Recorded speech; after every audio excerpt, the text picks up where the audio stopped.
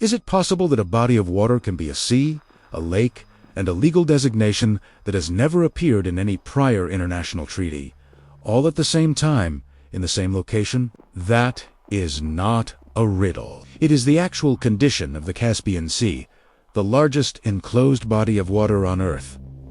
5 nations share its coastline for nearly 3 decades after the Soviet Union collapsed. Those nations came within a diplomatic hair's width of armed conflict, trying to answer a question that should have been simple. What are we, exactly, dealing with here? The answer they eventually produced is more revealing than the question, and it still does not tell the whole story. Subscribe now. What comes next will rewrite what you thought you knew. Don't let the algorithm bury it. By the time this investigation is complete, you will understand why 5 governments, Russia, Iran, Kazakhstan, Turkmenistan, and Azerbaijan, gathered in 2018 and signed a treaty that invented a legal category with no precedent in international law, and why that category still fails to describe what the Caspian actually is. The textbooks call it a lake.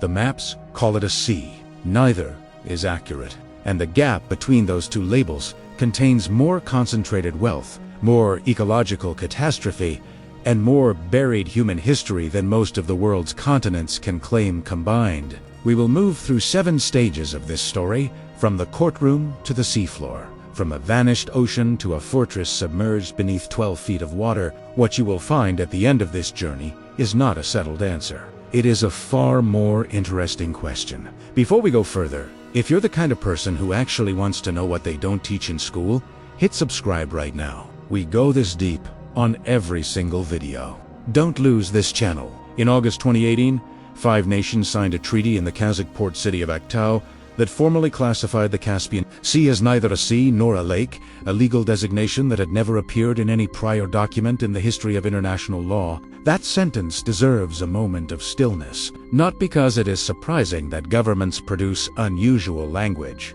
but because the distinction between sea and lake is not a matter of appearance or local tradition. Under the United Nations Convention on the Law of the Sea, the foundational legal framework governing roughly 2/3 of the Earth's surface classification, determines everything. A sea grants each coastal nation a territorial zone extending outward, with clearly defined rights to the seafloor beneath it. A lake is divided by direct agreement among the nations that share its shore. The difference between those 2 frameworks, applied to the Caspian, translates into hundreds of billions of dollars in oil and natural gas rights, the legal right to station military vessels, the authority to build cross-water pipelines, and the jurisdiction to enforce fishing regulations on a species that has existed since before the dinosaurs disappeared. Stop and translate that into physical reality. For 27 years after the Soviet Union dissolved in 1991, the Caspian had no agreed legal status. The Soviet Union and Iran had bilateral treaties governing its use, but those treaties covered only 2 nations. When the USSR became 5 separate countries overnight, those agreements became functionally What followed was a period of genuine instability, competing oil exploration permits, disputed pipeline routes, and at least one incident, in 2001, in which Iranian naval vessels drove off an Azerbaijani oil exploration ship at gunpoint. These were not diplomatic misunderstandings. They were the direct consequence of a legal vacuum at the center of one of the most resource-rich basins on Earth. The 2018 Aktau Convention resolved the surface, fishing zones, navigation rights, and environmental responsibilities were parceled out among the 5 coastal nations. But the treaty explicitly deferred the question that mattered most: how to divide the seabed. The phrase "they settled on special legal regime of the Caspian Sea" is, in the precise language of international law, a placeholder, a formal acknowledgement that the negotiating parties could not reach agreement on the most consequential question before them. Dressed in the language of resolution, what made the seabed question so resistant to agreement was not only the oil, it was what the seabed actually is. Because the floor of the Caspian does not behave like the floor of a lake. It does not even behave like the floor of most seas. And once you look at what is down there, what it is made of, where it came from, and how old it is, the classification problem begins to make a different kind of sense entirely. The floor of the Caspian Sea is not one geological world. It is 2 joined at the middle, and they do not belong to the same era. The northern basin, shallow, wide, reaching no more than roughly 30 feet in depth across vast stretches, rests on ancient continental crust, the kind of geology that underlies most of the land masses you have ever stood on. The southern basin is different in a way that geologists find difficult to communicate without sounding improbable. It sits on oceanic crust, dense, heavy, structurally distinct, technically a fragment of a vanished ocean. The central basin connects the two, transitioning between geological types with a structural complexity that has kept geophysicists productively employed for decades. That vanished ocean had a name: the Tethys Sea. It was not a local body of water. Roughly 50 million years ago, the Tethys covered most of what is now Eurasia, a warm, shallow epicontinental sea stretching from what we now call Spain to the borders of what is now Southeast Asia. As the African tectonic plate drove northward into the Eurasian plate, the Tethys was progressively compressed out of existence. The Himalayas rose, and in the geological collision zone, a series of landlocked remnants were left behind: the Black Sea, the Aral Sea, and the Caspian.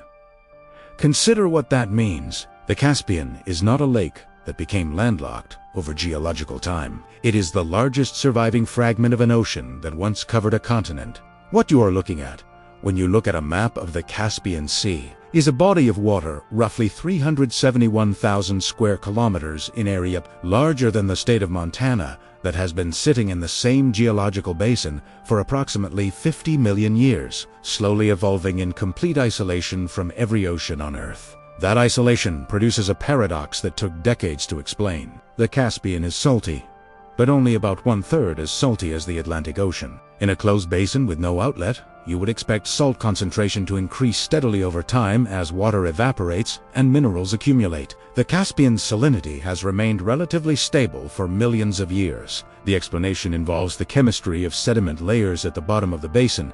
They act as a long-term buffer, absorbing and releasing minerals in a slow cycle that prevents runaway saline concentration. The mechanism works, but the precision of that stability, maintained across geological timescales without any external correction, still surprises researchers working in closed basin hydrology. The oil geology follows directly from this history. Oceanic crust, combined with 50 million years of accumulated organic sediment from a once, created the conditions for one of the most concentrated hydrocarbon deposits on Earth. Estimated reserves beneath the Caspian Basin reach roughly 50 billion barrels of oil, equivalent more proven reserves than most OPEC member nations hold individually. Those reserves exist because the Tethys Ocean once filled this space with life, and that life died and accumulated in layers, and 50 million years of heat and pressure converted it into the substance that 5 nations are now negotiating over with treaty language that everyone in the room acknowledged was deliberately incomplete. Which brings you to the edge of the Caspian, to a shallow lagoon on its western shore that, for 8 catastrophic years in the 20th century, served as the clearest possible demonstration of what happens when human decision-making collides with a geological system it does not fully understand. In 1980, Soviet engineers sealed a concrete dam across the channel, connecting the Caspian Sea to its western lagoon, and within 8 years, that lagoon had essentially ceased to exist. The lagoon is called Corabogas. The name translates, with grim appropriateness, as Blackthroat Gulf. It is a vast, shallow coastal inlet, roughly the size of the state of Connecticut, that sits slightly lower than the Caspian itself. Water flows from the Caspian into Karabogas Gal continuously, evaporates in the intense Central Asian heat, and leaves behind deposits of mirabolite, sodium sulfate, a mineral used in industrial paper production, and glass manufacturing. The lagoon functions as the Caspian's natural pressure valve. It draws water westward and converts it into recoverable mineral wealth. The Soviet engineers dammed it because the Caspian's water level was declining through the 1970s, and losing water to evaporation seemed like the logical problem to address. The reasoning was straightforward. The consequences were not. Without its outlet, Karabogas Gal lost roughly 90% of its volume within 8 years. The water receded, the salt crystallized across the exposed lake. What had been a functioning brackish ecosystem supporting a productive fishing industry became, by the late 1980s, a blinding white salt flat. A landscape so extreme it appeared in satellite imagery as a geometric wound on the Earth's surface. The Caspian's water level, meanwhile, continued its decline and then reversed course entirely, rising by nearly 8 feet in the years following the dam's construction. Driven by natural hydrological cycles, the dam had no capacity to influence. The dam was demolished in 1992. The lagoon began recovering, but the episode stands as one of the most consequential single-structure ecological interventions in recorded history. A concrete wall built to solve a problem it was never capable of solving that destroyed a functioning ecosystem in under a decade. That pattern, misclassification leading to catastrophic intervention, appears again in the water itself. The beluga sturgeon is a fish that has existed for approximately 120 million years. It predates most modern bird species by tens of millions of years. It is capable of living more than a century, growing to over 20 feet in length, and producing the most commercially valuable caviar on Earth. Prices for beluga caviar in specialty markets regularly exceed $3,000 per pound. The fish is found in any meaningful wild population, in essentially one location, the Caspian Sea. It is also critically endangered. The beluga's survival depends on long-distance migration. It spawns in the rivers flowing into the Caspian, particularly the Volga and the Ural. But the legal ambiguity of the Caspian means no single nation has ever held the authority to enforce consistent conservation standards across the full range of the fish's habitat. Each coastal country maintains its own regulations.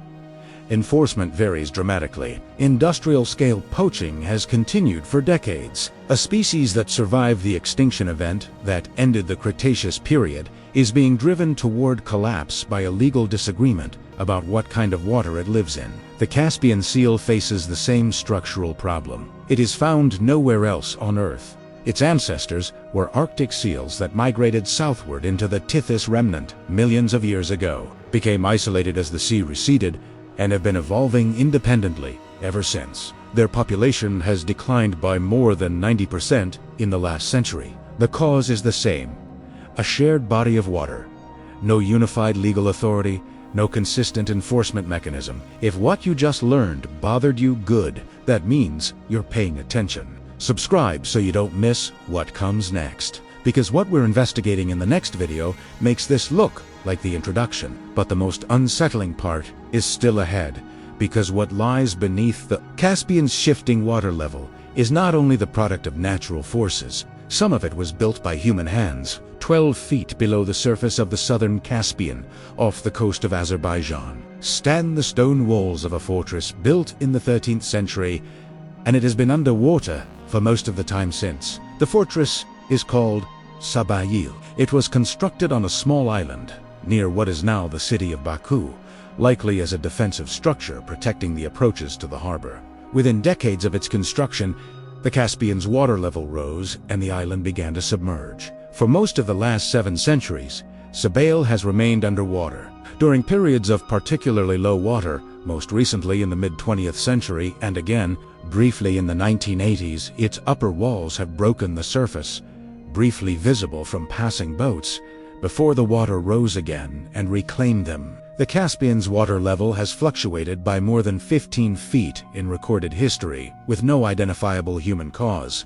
Geologists attribute this to a combination of river inflow variability, atmospheric pressure systems over Central Asia, and the same deep geological dynamics that shaped the basin itself. The result, across centuries of settlement on its shores, has been a coastline in motion, swallowing harbors, stranding cities miles from the water's edge, periodically resurging structures built for a waterline that no longer exists. Imagine standing in a 10-story building. Now imagine the entire ground floor submerged and the building still standing. That is the range of vertical movement this coastline has experienced in recorded history alone. Itil, the capital of the Khazar Khaganate, a medieval empire that controlled Silk Road trade routes from the 5th through the 10th century, and at its height stretched from the Caucasus to the western steppes of what is now Ukraine, is believed to lie somewhere beneath the shallow northern Caspian. The city has never been fully excavated. Its approximate location is established from historical accounts and limited underwater survey data, but the combination of turbid water, broad, shallow coverage, and unresolved jurisdictional questions has prevented systematic archaeological investigation. One of the most significant medieval capitals in Eurasian history remains, in the most literal sense, underwater. The geological force producing those water-level fluctuations is the same force responsible for what may be the most visually dramatic feature of the entire Caspian region: the mud volcanoes of Azerbaijan. The country hosts nearly half of all the mud volcanoes on Earth, approximately 300 of them concentrated along the same hydrocarbon-rich coastal belt where the offshore oil platforms stand. The largest eruptions are visible from orbit. They eject columns of flaming gas, liquid mud, and rock fragments hundreds of feet into the air. They are produced by the same pressurized methane and hydrocarbon deposits that make the Caspian Basin so economically contested. The same deposits that sit beneath a seabed whose legal division was deliberately deferred in a treaty that everyone who signed it knew was unfinished. Everything you have seen in this investigation connects to a single underlying logic. The Caspian is a geological system that has been in continuous motion for 50 million years. Its water level rises and falls on timescales that dwarf recorded human history. Its seafloor is composed of two distinct types of crust from two different geological eras. Its biology has been evolving in isolation, long enough to produce species: the Caspian seal, the beluga sturgeon, dozens of endemic invertebrate populations that exist nowhere else on the planet, and the hydrocarbon wealth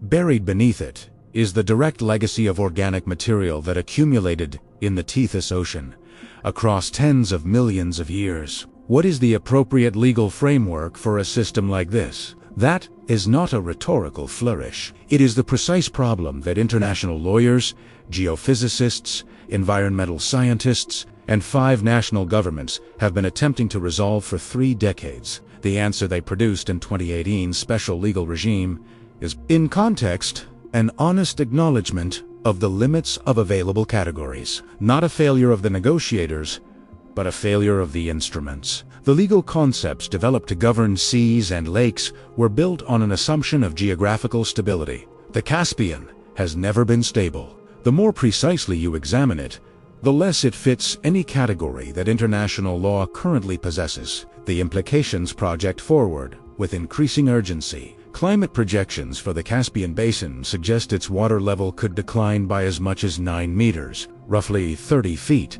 by the end of this century, driven by accelerating regional temperature increases and the resulting rise in evaporation. A 30-foot drop would reduce the Caspian's total surface area by a region roughly the size of the state of Georgia. Ports would be stranded miles from open water. Ecosystems dependent on specific depth ranges would collapse. The beluga's remaining spawning habitat would be further compressed, and the jurisdictional questions deferred in Actau in 2018 would require renegotiation for a body of water whose physical dimensions had fundamentally changed since the treaty was signed. The Caspian is not a special case. It is a preview. It is what happens when the geography that legal systems were designed to govern stops cooperating with the assumptions those systems were built on, and when the categories we inherited from 2,000 years of map-making prove insufficient for the geological reality they were always only approximating. What the Caspian ultimately reveals is not a failure of geography. It is a failure of nomenclature. We named this body of water a sea roughly 2,000 years ago, when ancient travelers encountered it and applied the only category they possessed for large bodies of salt water. We have been arguing about that word ever since. Not because the word is entirely wrong, but because the thing it describes has never stopped moving long enough to be definitively catalogued. The Caspian is a 50-million-year-old system doing what 50-million-year-old systems do, changing, shifting, evolving at its own pace and on its own terms. The legal disputes, the ecological interventions, the treaty language chosen to defer rather than resolve. These are not problems created by bad governance alone. They are the inevitable result of applying static categories to dynamic reality. And perhaps that is the deeper lesson. Not that the Caspian needs a better name, but that the act of naming itself, the insistence on settling the question of what a thing is before we fully understand what it does, may be the oldest and most persistent error in the human relationship with the natural world. Somewhere beneath the surface, the walls of Sabail are still standing. The sea that has no name is still asking for one. Every mystery we uncovered today leads somewhere deeper. Subscribe. The next investigation is already in progress.